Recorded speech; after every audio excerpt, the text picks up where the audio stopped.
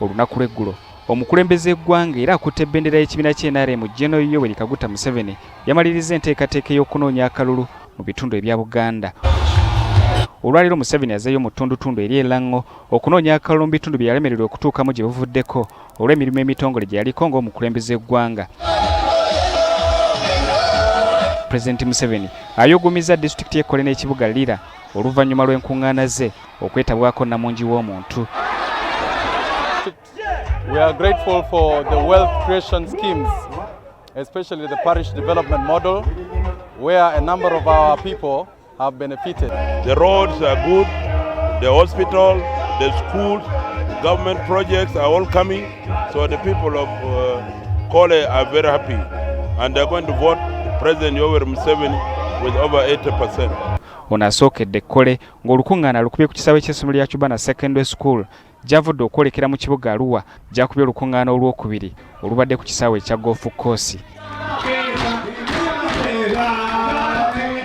Ab'Ekole beebazizza omukulembeze eggwanga olw'okutumbula ebyenjigiriza mu disitulikiti eno kyokka nga bakyalina ekizibu ky'obwavu obuyitiridde obuviirako abazadde okulemerera okwongerayo abayizi ku masomero naddala nga bamazeeko omutendera ogwa primary.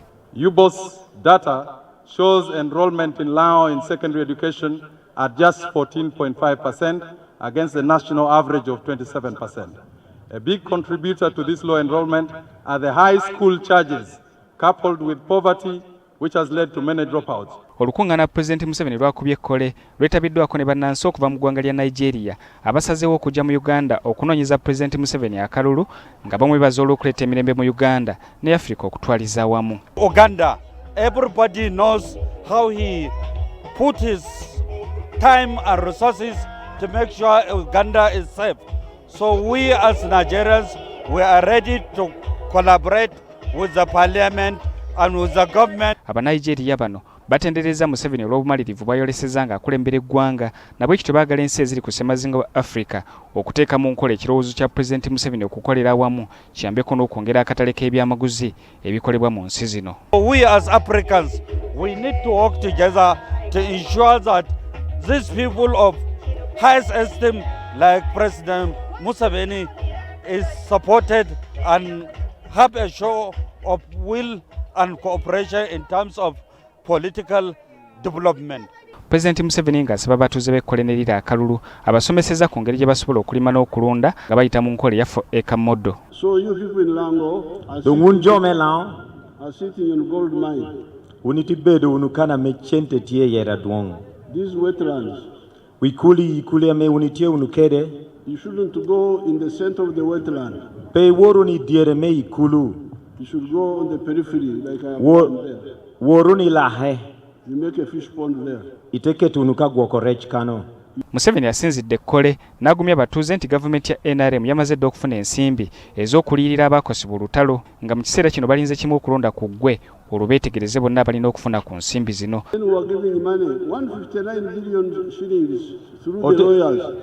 Notomio chente bilion 100 pira beach wiye tutulurubu 100 pira beach amenoti ya bei bot lawyers ikop mechulu dok. You are not seeing the impact.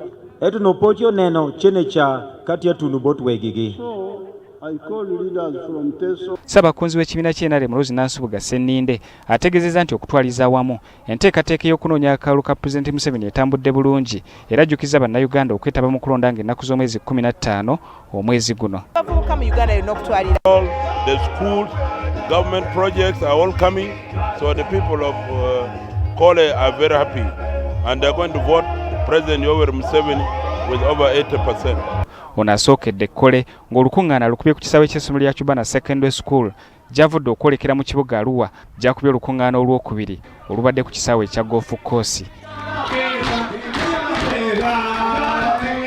Ab'Ekole beebazizza omukulembeze eggwanga olw'okutumbula ebyenjigiriza mu disitulikiti eno kyokka nga bakyalina ekizibu ky'obwavu obuyitiridde obuviirako abazadde okulemerera okwongerayo abayizi ku masomero naddala nga bamazeeko omutendera ogwa primary. UBOS data shows enrollment in Lao in secondary education at just 14.5% against the national average of 27%. A big contributor to this low enrollment are the high school charges coupled with poverty, which has led to many dropouts. Olukungaana Pulezidenti Museveni lwakubye Kole lwetabiddwako ne bannansi okuva mu ggwanga lya Nigeria abasazeewo okujja mu Uganda okunoonyeza Pulezidenti Museveni akalulu nga bamwebaza olw'okuleeta emirembe mu Uganda ne Africa okutwaliza awamu. Uganda, everybody knows how he put his time and resources to make sure Uganda is safe.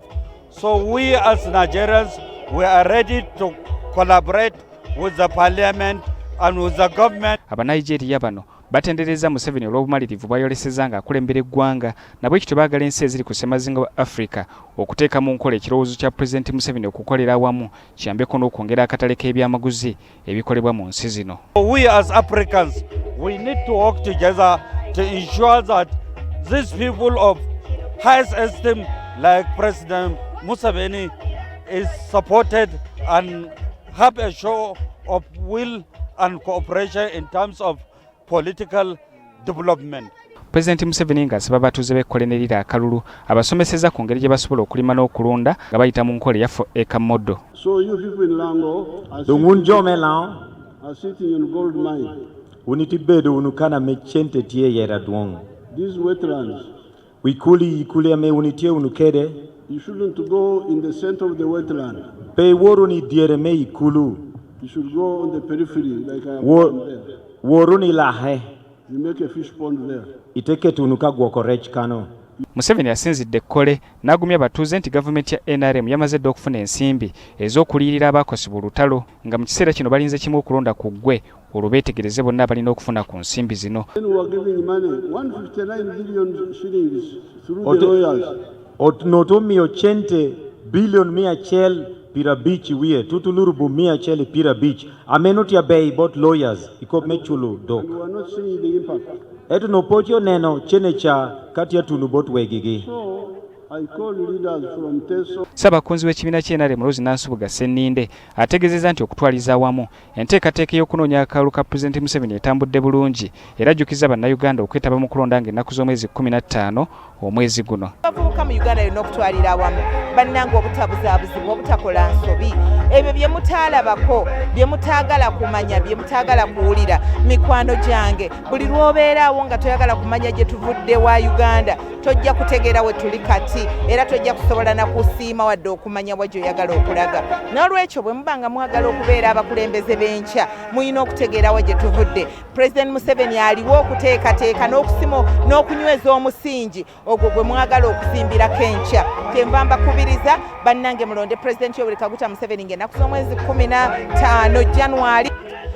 Olunaku olw'enkya Pulezidenti Museveni wakunoonya akalulu mu kitundu ekya West Nile saako n'akyoli era ng'onaasuubira okukuba olukuŋŋaana lwe olunaasembayo olugenda okubeera mu kisaawe e Kololo ng'ennaku z'omwezi 13 ate olwo ng'ennaku z'omwezi 14 Pulezidenti Museveni wakuwumulamu okweteekateeka okukuba akalulu ke ng'ennaku z'omwezi 15.